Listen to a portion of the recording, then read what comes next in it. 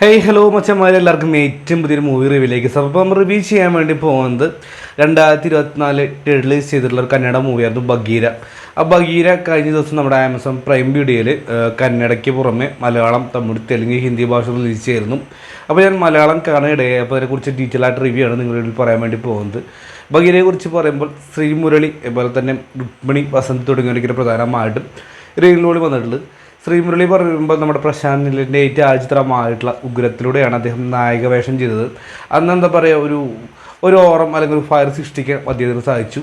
അവൻ നീണ്ട ഒരുപാട് കാലത്തിന് ശേഷം വീണ്ടും അദ്ദേഹത്തിന് സ്ക്രീനിൽ കാണാണ്. അതുപോലെ തന്നെ സൂര്യയാണ് ഇതിൻ്റെ തിരക്കഥയും ഡയറക്ഷൻ ചെയ്തിട്ടുള്ളത് ബഗീരയുടേത്. അതുപോലെ തന്നെ പ്രശാന്ത് നീൽ ആണ് ഇതിൻ്റെ കഥ, അദ്ദേഹത്തിൻ്റെ കഥയാണ് നമുക്ക് ബഗീരയ്ക്ക് വേണ്ടി കൊടുത്തിട്ടുള്ളത്. അപ്പം പ്രശാന്ത് നീലിലും അതുപോലെ തന്നെ ഹോംബാല ഫിലിംസൊക്കെ ഒന്നിക്കുമ്പോൾ അത്യാവശ്യം നല്ലൊരു ക്വാളിറ്റി പ്രതീക്ഷിച്ചിരുന്നു. പക്ഷേ ആ ഒരു ക്വാളിറ്റി പടത്തിന് തരാൻ സാധിച്ചില്ലെന്നത് വളരെ വിഷമകരമായിട്ടുള്ള ഒരു കാര്യം തന്നെയാണ്. ബഗീരയെ കുറിച്ച് പറയുമ്പോൾ ഒരു സത്യസന്ധനായിട്ടുള്ള ഒരു പോലീസ് ഉദ്യോഗസ്ഥൻ, അതായത് അദ്ദേഹം എന്തിനെതിരെയും നേരിടുന്ന ഒരു വ്യക്തിയാണ്. ഒരു ദിവസം അദ്ദേഹം തിരിച്ചറിയുന്നു തന്നെ മേലുദ്യോഗസ്ഥൻ പോലും എന്താ പറയുക പടത്തിന് പുറകെ അല്ലെങ്കിൽ എന്താ പറയുക ഉയർന്നവർക്ക് വേണ്ടി ജോലി ചെയ്യുന്ന വ്യക്തികളാണെന്ന്. അങ്ങനെ ഇരിക്കെ അതെല്ലാം മറികടക്കാൻ വേണ്ടി അദ്ദേഹം സൃഷ്ടിക്കുന്ന അല്ലെങ്കിൽ എന്താ പറയുക അതിനെല്ലാം നേരിടാൻ വേണ്ടി ശ്രമിക്കുന്ന ഒരു കഥാപാത്രം അല്ലെങ്കിൽ സൂപ്പർ ഹീറോ പരിവേഷം തന്നെയാണ് ബഗീരയുടേത്.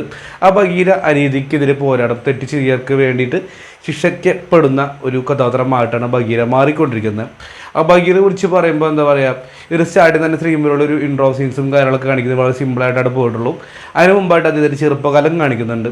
അതായത് ചെറുപ്പം തൊട്ടൊരു സൂപ്പർ ഹീറോ ആവണമെന്ന് തോന്നിപ്പിക്കുന്ന ഒരു കഥാപാത്രമായിട്ടാണ് മുന്നോട്ട് പോകുന്നു.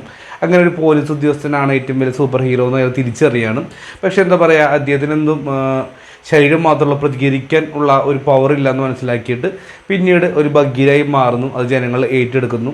അതായത് തെറ്റുകൾ ചെയ്യുന്നവർ ശിക്ഷിക്കാൻ വേണ്ടി കൊല്ലുന്ന ഒരു കഥാപാത്രമായിട്ട് മാറുന്നുണ്ട്. അപ്പോൾ തുടക്കത്തിൽ ഒരു സ്ലോ ബേസ്ഡ് ആയിട്ടാണ് കഥ മുന്നോട്ട് പോകുന്നു. അതിനിടയ്ക്ക് നമ്മുടെ കഥാനായിക വരുന്നുണ്ട്.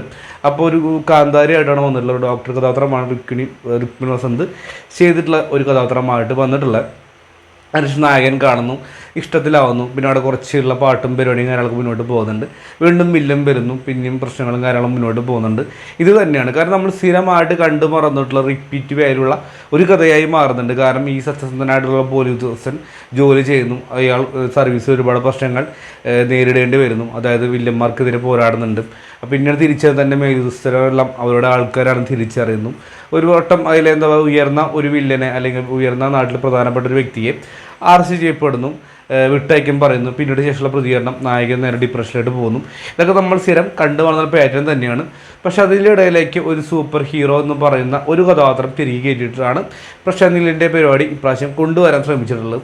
ഒരു പരിധി വരെയും വിജയിച്ച് പരിധിക്ക് അപ്പുറത്തോട് മാറി കിടക്കുമ്പോൾ പരാജയപ്പെട്ട അവസ്ഥയായിരിക്കും ബഗീര തോന്നിയിട്ടുള്ളൂ. കാരണം ഒരു വാവ് എന്ന് തോന്നിപ്പിക്കുന്ന ഒരു വാവ് ഫിയേറ്ററല്ല, വെറുതെ കണ്ടിരിക്കാവുന്ന ഒരു തരത്തിലായിരുന്നു. ഇതിൻ്റെ ഫസ്റ്റ് ഹാഫൊക്കെ അങ്ങനെ ഒരു വലിയ കുഴപ്പമില്ലാത്ത രീതിയിൽ പോയി ഇൻ്റർവെൽ ബ്ലോഗ് വരെയും. അതിനുശേഷം ഭയങ്കര ലേഖായിട്ട് പോകുന്നുണ്ട്. ഏറ്റവും വലിയ നെഗറ്റീവായി തോന്നിയതിൽ പ്രധാനമായിട്ടും ബഗീര അല്ലെങ്കിൽ നമ്മുടെ ഇതിൽ നായക കഥാപാത്രം ചെയ്യുന്ന വ്യക്തി ഒരു പോലീസ് സ്റ്റേഷനിൽ ഒരു ഇൻസിഡൻറ്റ് സംഭവിക്കുന്നുണ്ട്. ഒരു സ്ത്രീ വന്നിട്ട് കുറച്ച് ഡയലോഗും കാര്യങ്ങളൊക്കെ പറയുന്നുണ്ട്. അവരെ പൂര വെറുപ്പിക്കലായിരുന്നു. കാരണം ആ ഇൻസിഡൻറ്റ് സംഭവിക്കും മുമ്പേ തന്നെ അവരെ വെറുപ്പിച്ച് പണ്ടാടിക്ക് കയറ്റുന്നുണ്ട്. പിന്നീട് മത്സരിച്ചുള്ള വെറുപ്പിക്കൽ സീനുണ്ട് ആ സംഭവം നടക്കുന്നതിനും. പിന്നീട് ആ ഭാഗത്ത് അവരെ കാണുന്നില്ല, ഇടയ്ക്ക് കയറി വരുന്നുണ്ട്. അത് ദൈവത്തിൻ്റെ തീരുമാനം എന്നൊക്കെ പറഞ്ഞിട്ട് അതങ്ങനെ പോയി. പിന്നെ പ്രകാശ് രാജ് ഉണ്ട്, അദ്ദേഹം ഇടയ്ക്കൊരു ആശ്വാസകരമായിട്ടുള്ളൊരു കഥാപാത്രമായിട്ട് ചെയ്തിട്ടുള്ള സ്ഥിരം കണ്ടു വളർന്നും പറഞ്ഞിട്ടുള്ള ഒരു പാറ്റേണായിട്ടുള്ള ഒരു എന്താ പറയുക ഒരു ഉയർന്ന ഒരു ഉദ്യോഗസ്ഥൻ CBI ആണെന്ന് തോന്നുന്നു. അതിനുശേഷം അദ്ദേഹം ഇതിൻ്റെ സെക്കൻഡ് പാർട്ടൊക്കെ വരാൻ വേണ്ടി ശ്രമിക്കുന്നുണ്ട്. അതിലൊക്കെ ഉണ്ടാവുമെന്ന് വിചാരിക്കുന്നു. ആ ബഗീരയെ കുറിച്ച് പറയുമ്പോൾ ഒരു പവർ ഇല്ല അല്ലെങ്കിൽ ഒരു ഗർജനമില്ലാത്ത ഒരു പല്ല് കൊഴിഞ്ഞു പോയ ഒരു ചീറ്റപ്പുലിയുടെ അവസ്ഥയാണ് കണ്ടപ്പോൾ എനിക്ക് എങ്ങനെയാണ് ഇപ്പോൾ തോന്നിയിട്ടുള്ളത്. അതിൻ്റെ മാത്രം അഭിപ്രായമായിരിക്കും. ഒരുപക്ഷെ ബഗീരയുടെ അഭിപ്രായം നിങ്ങൾക്ക് അങ്ങനെ തന്നെയാണെങ്കിൽ നിങ്ങളുടെ അഭിപ്രായം കമൻറ്റ് ബോക്സിൽ രേഖപ്പെടുത്തുക. എന്നത്തെ പോലത്തെ നമ്മുടെ ഇഷ്ടപ്പെട്ട് കഴിഞ്ഞാൽ ലൈക്ക്, ഷെയർ, സബ്സ്ക്രൈബ് ചെയ്ത് പരിഗണിക്കുക. വീണ്ടും മറ്റൊരു ഇത്തരം റിവ്യൂ ആയിട്ട് വരുന്നതിനും കാത്തിരിക്കും. Bye bye friends.